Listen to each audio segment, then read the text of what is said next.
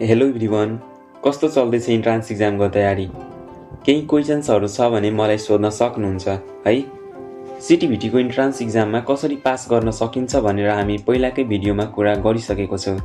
आजको भिडियोमा खास गरी सिटिभिटीको इन्ट्रान्स एक्जाम दिँदै गर्दा कस्तो कुरामा विशेष ध्यान दिनुपर्छ र कस्तो गल्ती गर्नु हुँदैन भन्ने विषयमा रहेर कुरा गर्छौँ।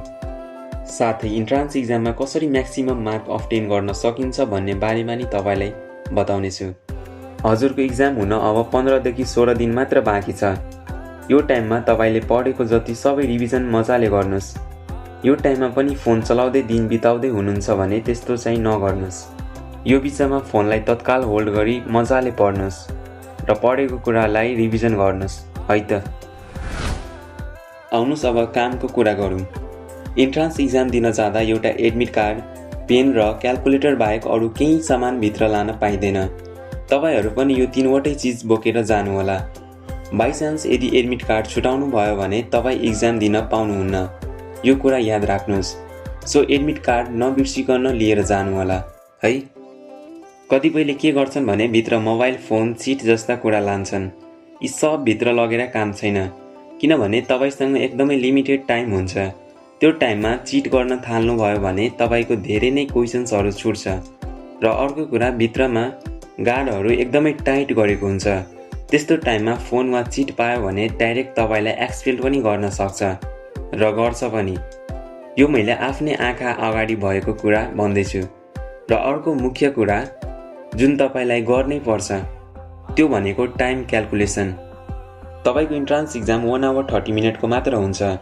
त्यही भएर तपाईँले सुरुमै एउटा क्वेसनलाई कति टाइम दिनुपर्छ भनेर टाइम क्यालकुलेट गरिहाल्नुपर्छ, जसले गर्दा तपाईँ सजिलै सबै क्वेसन एटेन्ड गर्न सक्नुहुन्छ।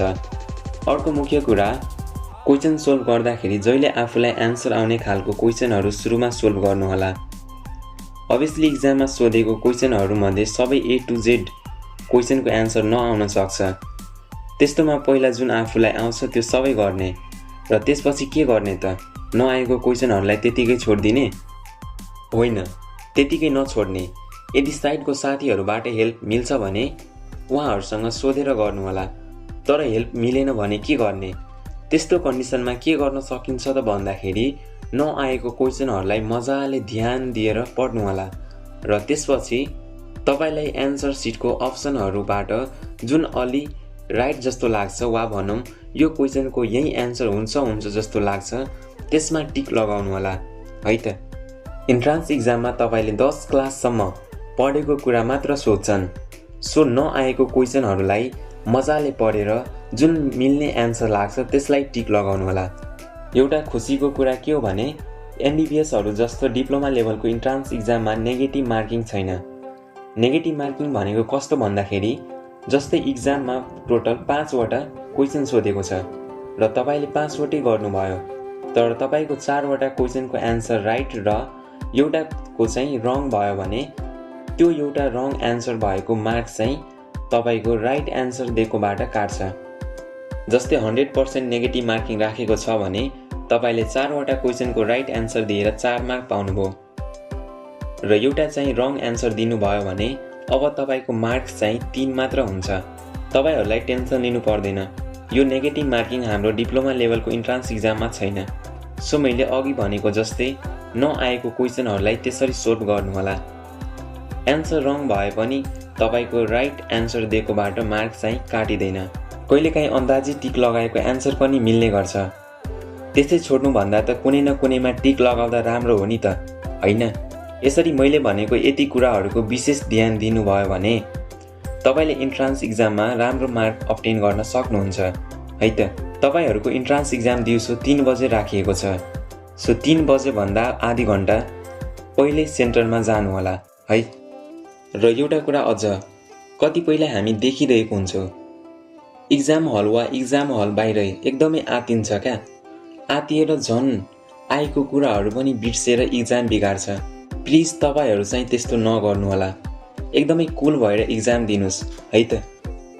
आजभोलि त गर्मी पनि धेरै नै हुन्छ।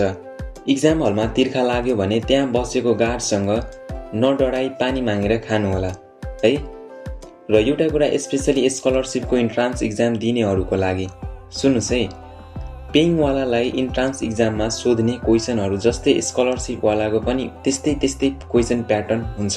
सो स्कलरसिपको इक्जाम दिनेहरू यदि तपाईँको कुनै साथी पेइङको इक्जाम दिएको छ भने उहाँलाई एकचोटि सोध्नु होला क्वेसन प्याटर्न है। सो आजको लागि यति नै गरिदिउँ। तपाईँहरू पनि मजाले यो बिचको टाइमलाई युटिलाइज गर्नुहोस् र इक्जाममा राम्रो मार्क ल्याउनुहोस्। पेइङवालाको लागि एउटा काम लाग्ने कुरा थोरै भन्छु ल तपाईँलाई। जस्तै तपाईँले इन्ट्रान्स इक्जाम पास गरेर एडमिसन गराउनु भयो र फर्स्ट इयरको जुन फाइनल इक्जाम हुन्छ त्यो इक्जाममा यदि तपाईँले टप गर्नुभयो भने तपाईँको सेकेन्ड इयरमा लाग्ने फी सबै डिस्काउन्ट हुन्छ, वा भनौँ तपाईँ सेकेन्ड इयरमा फ्रीमै पढ्न पाउनुहुन्छ।